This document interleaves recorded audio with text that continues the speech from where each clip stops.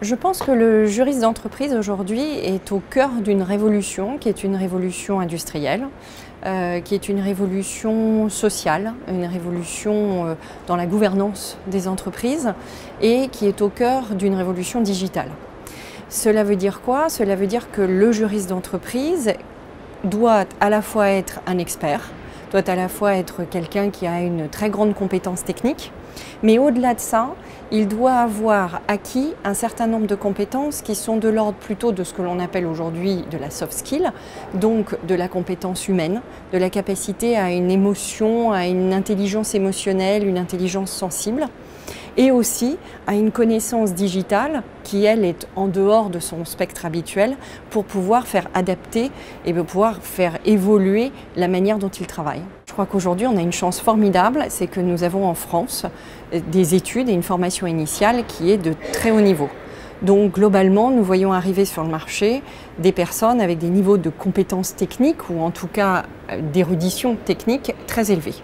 Par ailleurs, nous avons de plus en plus d'étudiants qui partent à l'étranger, et d'ailleurs je le note puisque je le recommande fortement, qui partent à l'étranger, mieux connaître du droit comparatif, et puis avant et surtout, j'allais dire avant tout, qui puissent parler anglais couramment, car c'est un atout nécessaire maintenant, et même peut-être plus un atout mais une nécessité.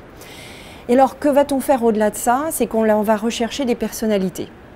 On va rechercher des gens qui ont envie de participer à un projet d'entreprise, qui ont un intérêt pour ce projet d'entreprise, son impact social, sociétal, et puis des gens qui, de par leur façon de se comporter, vont être capables de s'exprimer, vont être capables de vendre, de promouvoir des positions, vont avoir envie, et on va avoir ou apprendre progressivement, avoir la capacité à apprendre la notion du discernement dans leurs décisions, et cette capacité à participer à un projet d'entreprise et donc à savoir collaborer avec d'autres personnes.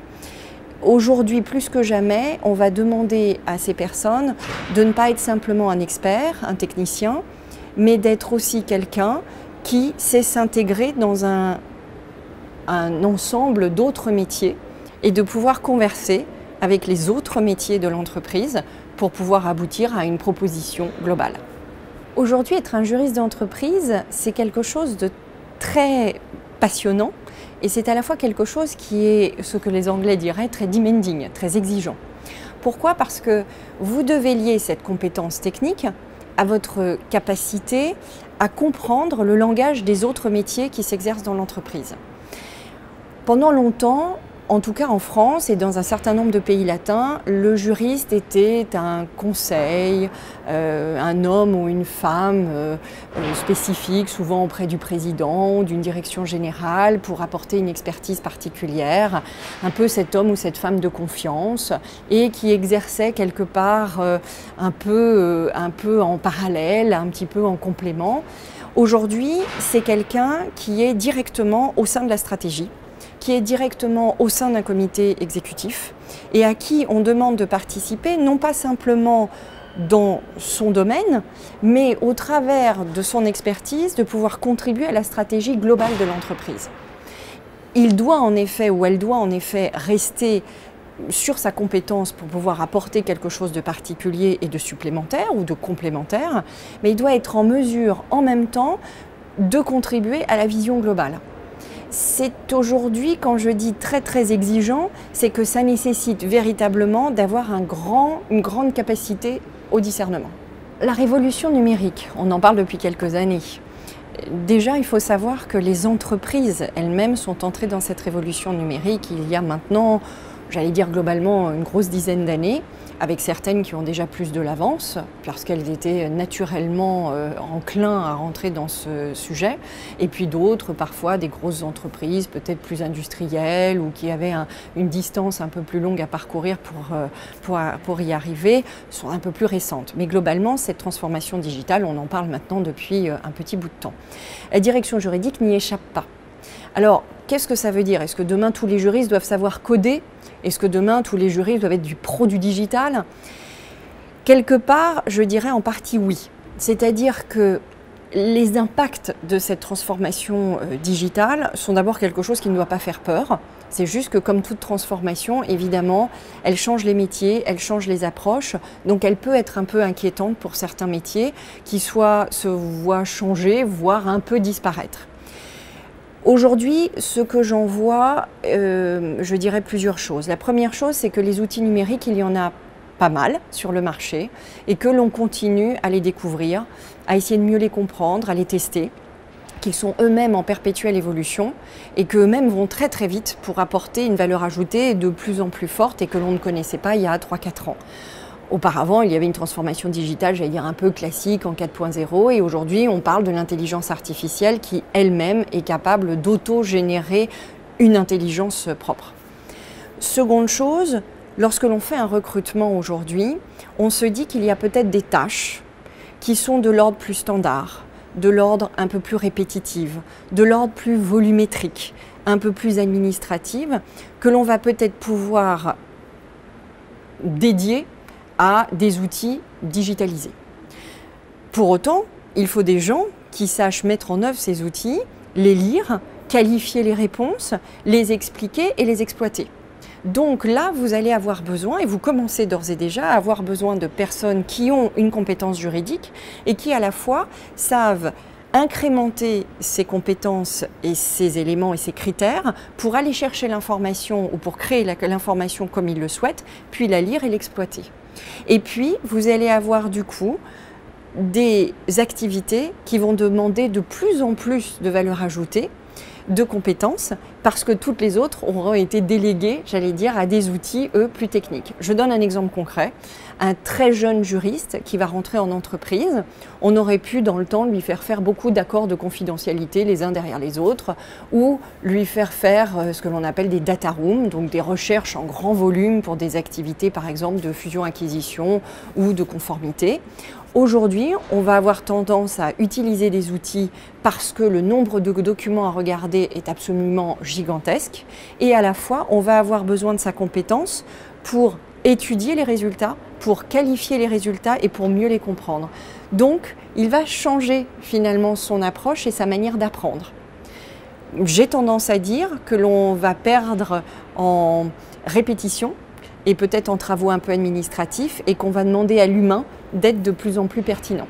Du coup, comment recrute-t-on aujourd'hui? Déjà, un recrutement est quelque chose, j'allais dire, qui répond à une recherche de certains critères et des besoins que vous avez dans l'entreprise à un moment donné, mais c'est aussi très personnel. On disait tout à l'heure, vous devez travailler en équipe, vous devez travailler en collaboration, donc il ne faut pas ôter l'aspect personnel, l'entente, la façon de se sentir à l'aise avec des personnes, et ça je crois qu'on ne peut jamais l'enlever, et où que ce soit et dans quelque métier que ce soit. Ce qu'aujourd'hui je pense, ou ce qui a changé aujourd'hui dans le recrutement, déjà dans la manière de faire passer des offres d'emploi.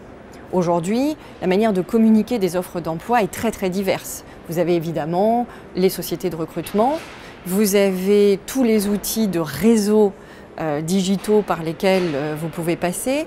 Vous avez aussi les liens avec les universités, les liens avec les écoles. Aujourd'hui, il y a une profusion, j'allais dire, et une diversité pour aller recruter. Et puis, il y a les réseaux internes entre juristes qui se connaissent, bien évidemment, notamment via l'association, les gens s'en parlent et vous avez une pépinière, on va dire, de possibilités. Ça, c'est la première chose. La deuxième chose, c'est qu'est-ce qu'on va aller chercher chez un juriste?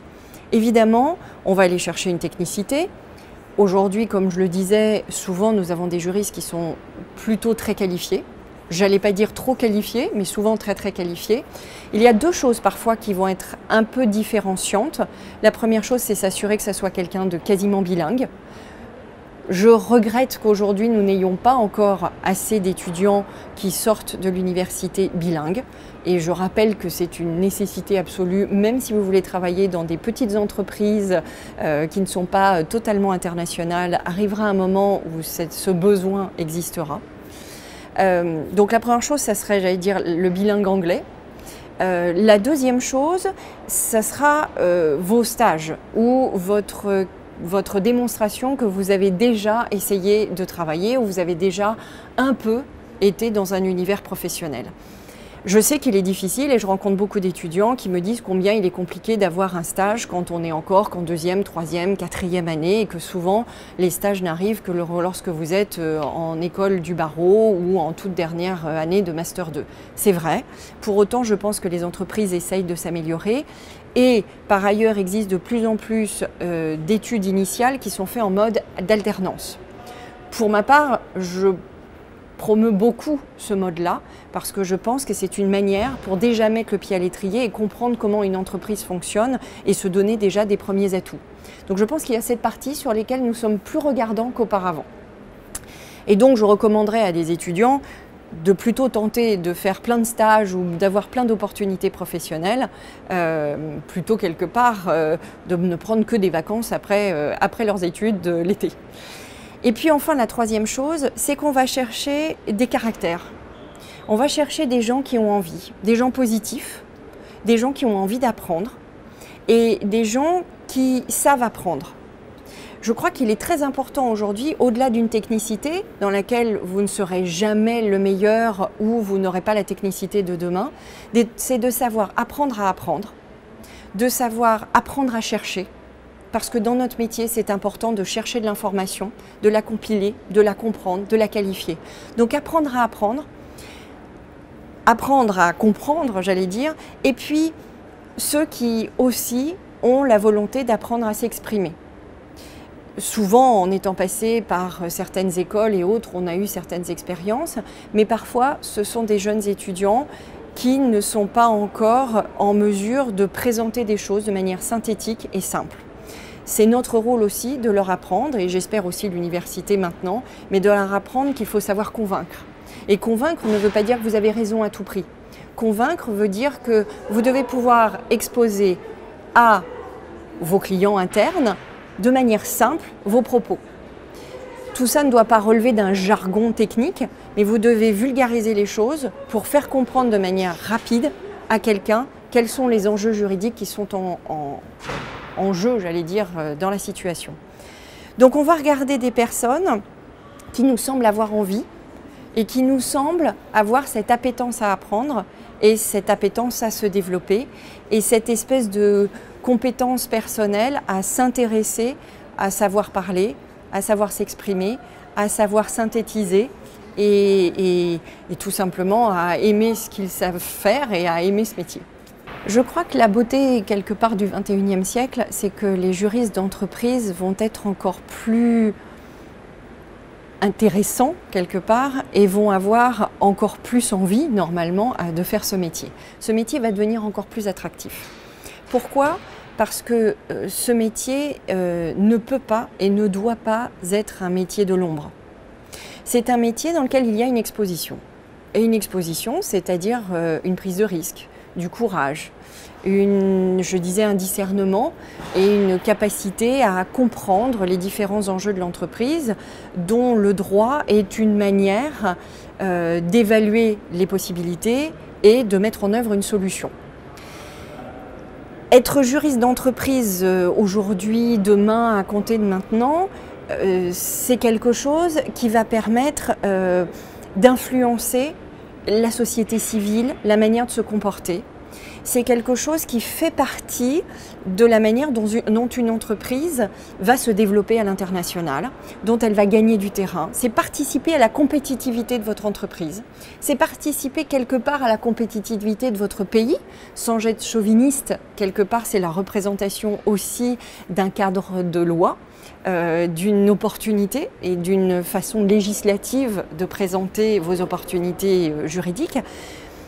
Donc, c'est cette façon, si vous avez envie d'influencer, d'aider les entreprises à se déployer, si vous avez envie de participer à l'état de droit, si vous avez envie quelque part de contribuer à cet équilibre que les entreprises essayent de trouver aujourd'hui entre un impact sociétal, entre un investissement financier, c'est cette façon de contribuer à cette réflexion.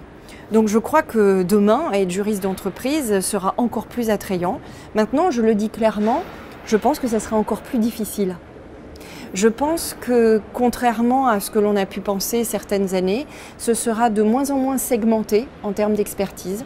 Vous aurez à avoir des compétences techniques spécifiques, car la loi et les réglementations deviennent de plus en plus complexes et se juxtaposent beaucoup, nationalement, internationalement, au niveau européen. Les engagements volontaires des entreprises viennent s'ajouter, ce que l'on appelle globalement des engagements soft.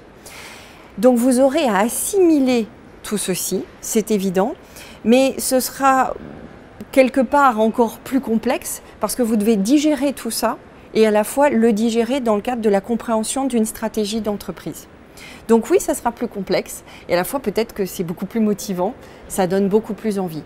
Mais ça demandera, et cela demande aujourd'hui à des gens qui n'ont peut-être pas toujours eu cette occasion au sein de nos formations initiales, d'apprendre à travailler encore plus en groupe, encore plus en collectif, de comprendre les interactions personnelles, d'avoir une meilleure appétence à l'intelligence émotionnelle et donc d'être en mesure de participer collectivement, j'allais dire, à un travail de groupe.